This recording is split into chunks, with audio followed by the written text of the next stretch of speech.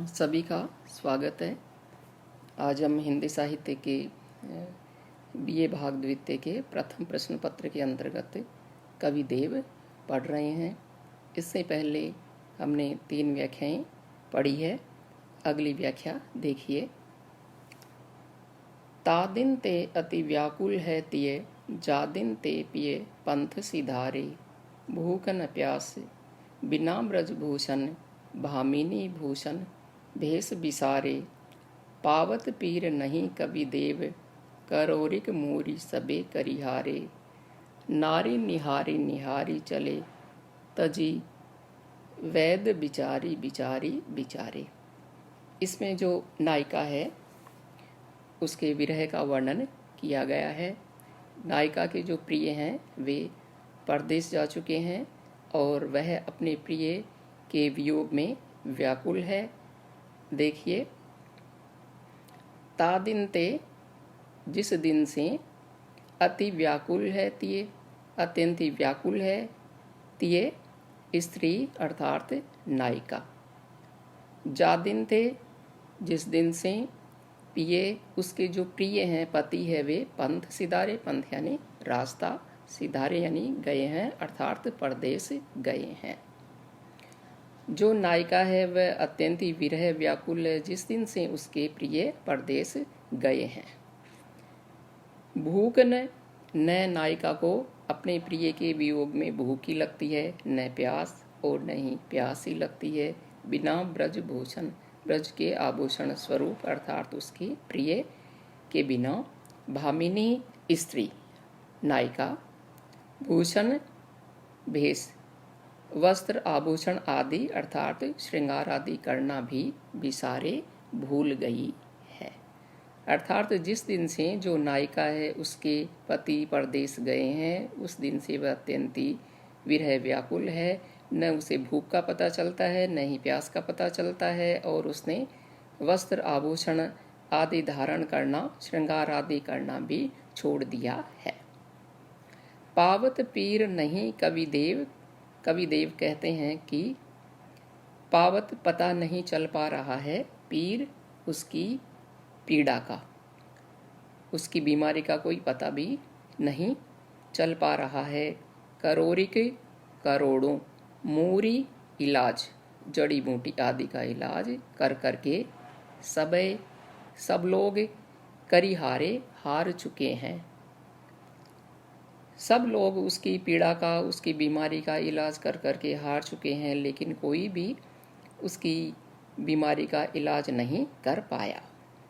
नारी स्त्रियां, जो उसकी सखियां आदि अन्य स्त्रियां हैं, वे भी निहारी निहारी नायिका को देख देख कर चली जाती है, वापस लौट जाती है, लेकिन उनकी समझ में भी नहीं आता है कि आखिर नायिका को क्या बीमारी है।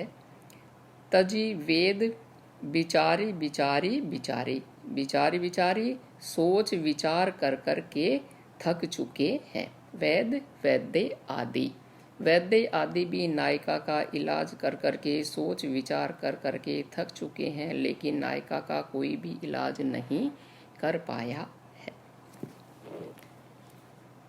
यहाँ पर जो नायिका है उसके विरह का वर्णन किया गया है और नायिका को कोई शारीरिक कष्ट नहीं है, वह अपने प्रिय के वियोग से व्याकुल है। और जो अन्य सखियाँ आदि, स्त्रियाँ आदि है और जो वैद्य आदि है वे भी करोड़ों यानी कि बहुत सारे प्रयत्न कर करके, इलाज कर करके थक चुके हैं, लेकिन कोई भी इलाज नायिका का नहीं कर पाया है। इसमें नायिका के विरह का वर्णन है, पीड़ा का वर्णन है और इसमें अनुप्रास अलंकार है, पुनरुक्ति प्रकाश अलंकार है।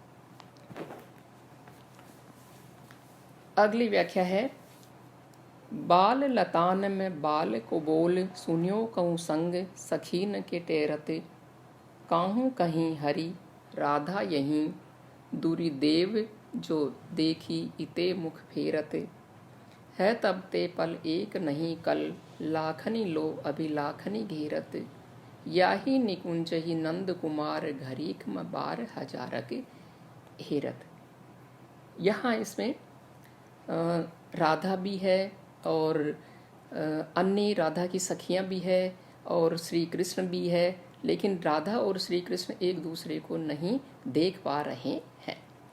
देखिए, बाल लतान, बाल लताएं यानी कि छोटी छोटी लताएं।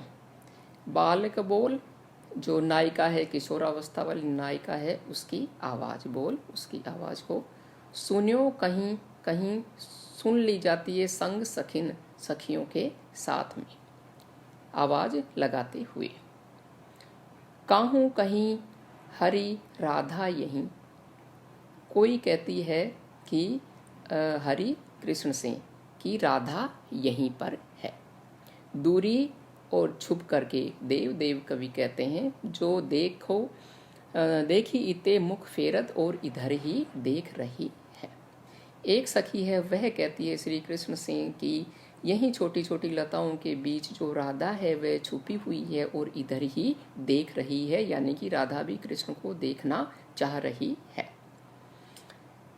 और फिर है तब ते तभी से पल एक नहीं कल, पल एक पल के लिए भी अर्थात एक क्षण के लिए भी नहीं कल राधा को शांति नहीं है, वह भी कृष्ण को देखने के लिए उत्सुक हो रही है।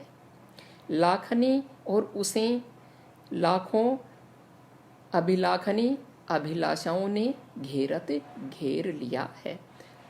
राधा भी लाखों अभिलाषाओं के साथ में श्री कृष्ण को देखने की इच्छुक है।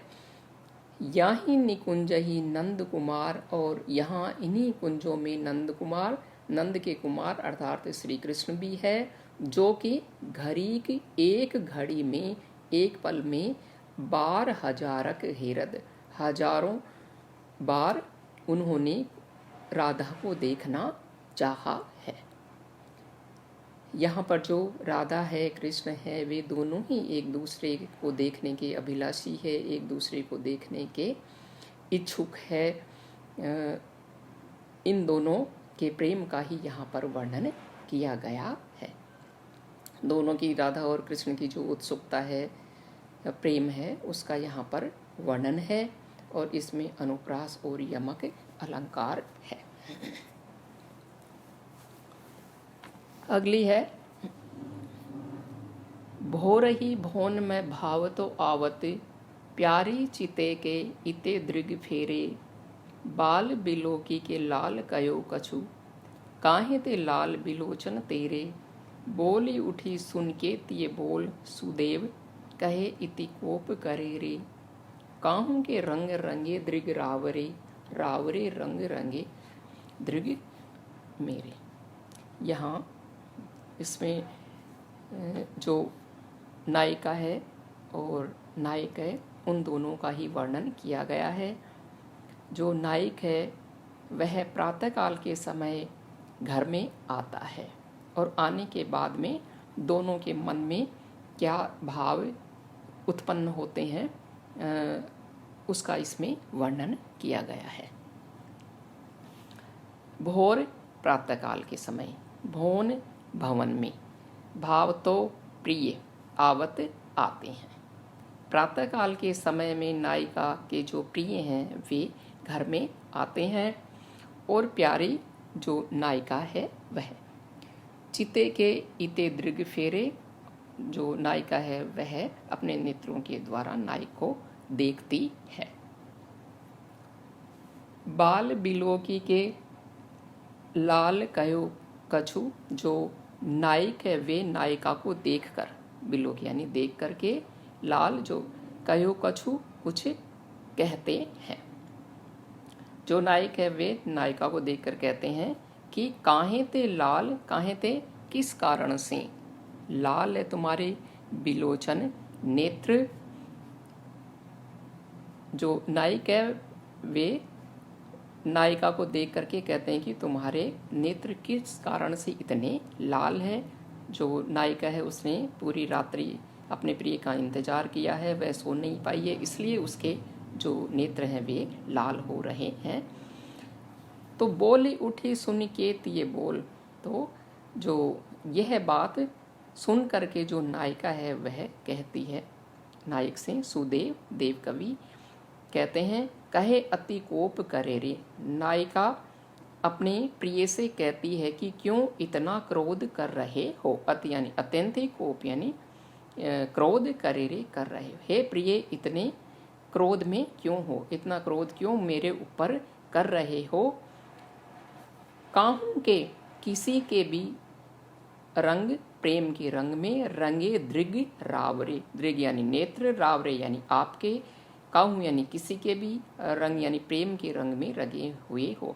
हे प्रिय आपके नेत्र चाहे किसी के भी प्रेम के रंग में रंगे हुए हो, लेकिन रावरे रंग रंगे दृग मेरे, लेकिन मेरे नेत्र तो रावरे आप ही के रंग यानी प्रेम के रंग में रंगे हुए हैं। दृग नेत्र मेरे, जो नायिका है वह खुद के लिए कहती है कि हे प्रिय आपके नेत्र चाहे किसी के भी प्रेम के रंग में रंगे हुए हो, लेकिन मेरे नेत्रों का जो लाल रंग है वह तो आपके प्रेम के ही कारण है।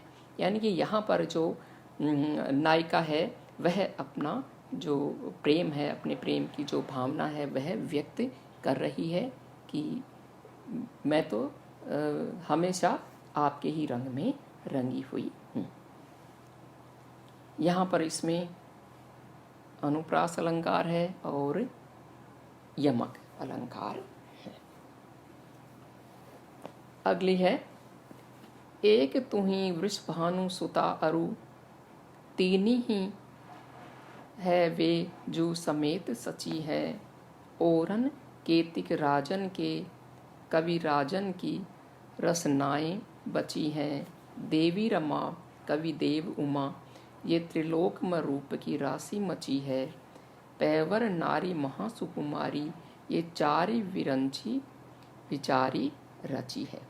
यहाँ पर जो राधा है उसके सौंदर्य का वर्णन किया गया है और राधा को देवियों के समान सुंदर और श्रेष्ठ बताया गया है।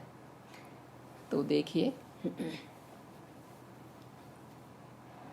एक तू ही वृषभानु सुता पर कवि देव वर्णन करते हुए कहते हैं कि एक तू ही एक तुम ही वृषभानु सुता, वृषभानु की सुता यानी पुत्री अर्थात राधा। एक तुम ही वृषभानु की पुत्री राधा सुंदर हो और तीनी है वे जो समेत सची है, और तीन जो अन्य देवियां हैं वे शची इंद्राणी। ओरन और केतिक कितने ही, राजन के राजाओं के, कवि राजन कवि राजों ने, रसनाएं बची है वर्णन किया है। और कितने ही राजाओं के कवि राजाओं ने भी वर्णन किया है, लेकिन तीन देवियों के साथ में एक राधा तुम ही अत्यंत सुंदर हो। अब वे कौन कौन सी देवियां हैं देखिए, देवी रमा लक्ष्मी, कविदेव कहते हैं, उमा और पार्वती, लक्ष्मी पार्वती और शची इंद्राणी इंद्र की पत्नी। त्रिलोक में तीनों लोकों में रूप की राशि मची है। तीनों देवियों के साथ में एक राधा तुम ही सुंदर हो। तीनों देवियां शची है, लक्ष्मी है, पार्वती है और एक राधा तुम ही चारों रूप की राशि हो अर्थात सौंदर्य का भंडार हो। पैवर नारी महासुकुमारी, इन ये ही चारों जो नारियां हैं वे श्रेष्ठ हैं। ये चारी, इन चारों को ही विरंची ब्रह्मा ने विचारी सोच विचार करके रची है, बनाया है। यहाँ पर जो राधा है उनको उनकी इन तीनों से उपमा की गई है और कवि ने कहा है कि एक तो शची और लक्ष्मी, पार्वती और राधा, ये चारों देवियां ही सुंदर है। इन चारों को ब्रह्मा ने सोच समझ करके बनाया है। यहाँ पर राधा के सौंदर्य का वर्णन किया गया है। उन्हें इन 3 देवियों के समान श्रेष्ठ बताया गया है। इसमें अनुप्रास अलंकार है और उपमा अलंकार है। आप सबने मुझे सुना, इसके लिए धन्यवाद।